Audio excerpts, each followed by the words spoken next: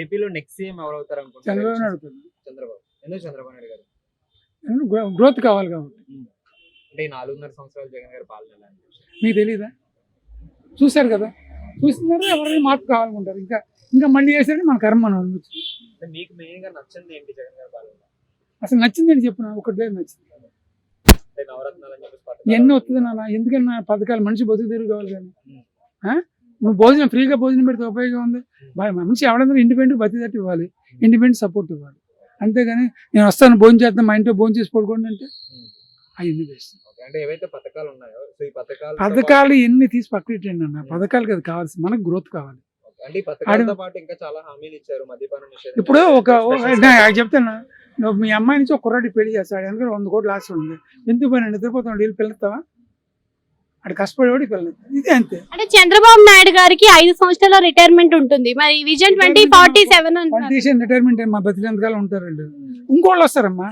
ఇప్పుడు చంద్రబాబు గారు ఇంకోటి వస్తాడు. అంటే విజన్ 2047 5 ఏళ్లలో ఎలా చేయగలుగుతారు, ఎలా సాధ్యమవుతుంది? ఎలా సాధ్యం అవుతుందంటే అవకాశం ఇస్తే అప్పుడు చెప్తారమ్మా. ఊరిని ఎలా చెప్తారు మీరు?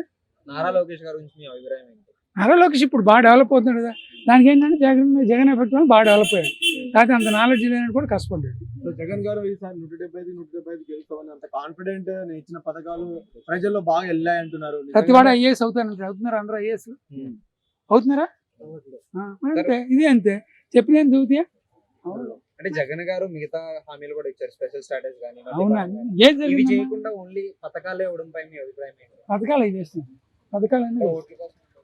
పథకాలు ముందు మనిషిని బాగుపడాడు. షర్మిల కూడా కాంగ్రెస్ పార్టీ ప్రెసిడెంట్ గా ఉన్నారు, మరి అన్నకి ఎదురు తిరిగింది అంటున్నారు, మరి దానివల్ల నష్టం. ఫ్యామిలీ ప్రాబ్లమ్స్ మనకి ఎందుకమ్మా అయింది? ఎవరికాళ్ళు ఇప్పుడు అమ్మ రోడ్డు మీద 3 మంది వస్తారు, అందరికీ కాదు కదా. అంటే కొడుకుకి ఛాన్స్ ఇచ్చారు, కూతురుకు కూడా ఛాన్స్ ఇస్తారు అంటున్నారు. ఎవరు కొడుకు ఛాన్సెస్, కూతురికి ఎవరు ఇస్తారు? ప్రజలు. ఈసారి తెలుస్తుంది కదా, రిజల్ట్ వస్తుంది. ఇప్పుడు కంగారు. సార్ ఇప్పుడు చంద్రబాబు నాయుడుతో పవన్ కళ్యాణ్ కలవడం కరెక్ట్ అనుకుంటున్నారా? వాళ్ళు కరెక్టా లేదు కదా, వాళ్ళు డిసైడ్ చేస్తారు నాన్న. ఇప్పుడు కలిశారు కదా, అయిపోయింది. రేపు వస్తున్నారు,